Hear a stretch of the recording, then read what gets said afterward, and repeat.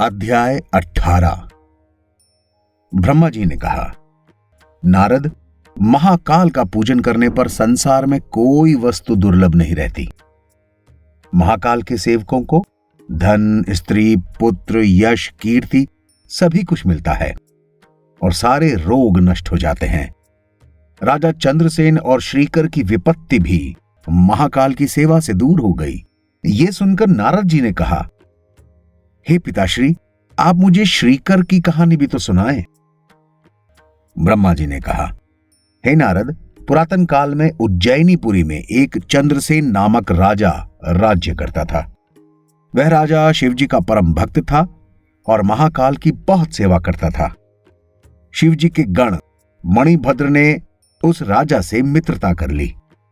तब मणिभद्र ने प्रसन्न होकर उसे एक चिंतामणि दी, जिसके दर्शन, स्पर्श, सुनने से और ध्यान करने से सारे दुख दूर हो जाया करते थे।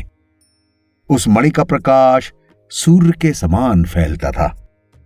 जिस समय राजा चंद्रसेन उस मणि को पहनकर निकलते, उस समय वो सूरज के समान लगते थे।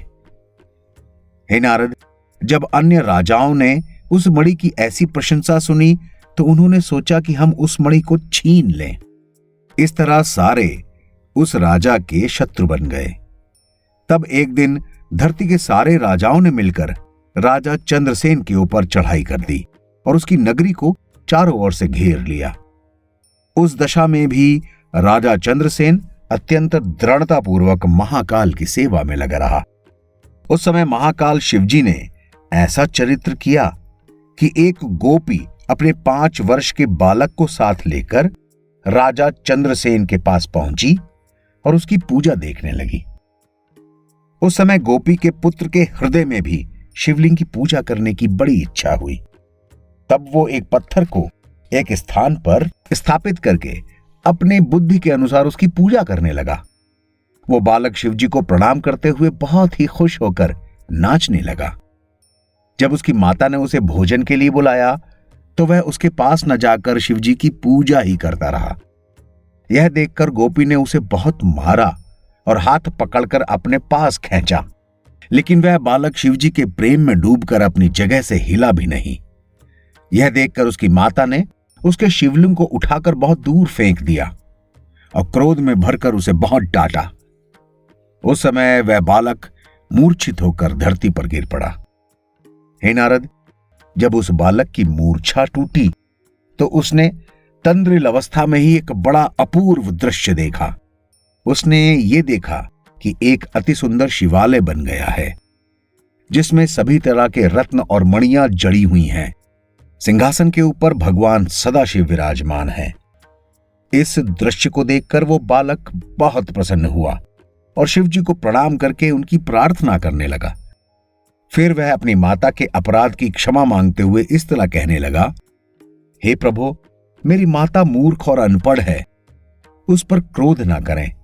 मुझे आपकी पूजा द्वारा जो भी फल मिला, उसके बदले में केवल मैं यह चाहता हूं कि आप मेरी माता को क्षमा कर दें। हे नारद, इस दृश्य को देखने के बाद वह बालक संध्या होने पर जब घर को आया तो देखा कि मार्ग में इंद्रलोक के समान एक बहुत ही सुंदर शहर बसा हुआ था।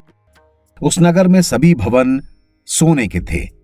उनमें चारों ओर मणि, मुक्ता जैसे रत्न लगे हुए थे। उन सब भवनों में उनकी माता का भवन सबसे ज्यादा सुंदर था। उस भवन के बीच में एक रत्न जटिल शैया रखी हुई थी, जिसके ऊपर श्वेत वस्त्र बिछे हुए थे। शैया के ऊपर उत्तमोत्तम वस्त्राभूषणों से अलंकृत उसकी माता गोपी शयन कर रही थी। उस समय उस गोपी का शरीर अत्यंत सुंदर और प्रकाशवान था। तब उस बालक ने अपनी मां के पास पहुंचकर उसे नींद से जगाया। जब गोपी ने उठकर इस तरह का चरित्र देखा तो पहले तो उसे बहुत आश्चर्य हुआ। उसके बाद उसने अपने पुत्र को प्रेम पूर्वक गले लगा लिया।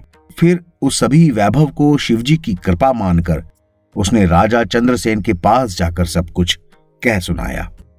राजा चंद्रसेन ये सब सुनकर अपने मित्रों समेत उस नगर को देखने के लिए आया।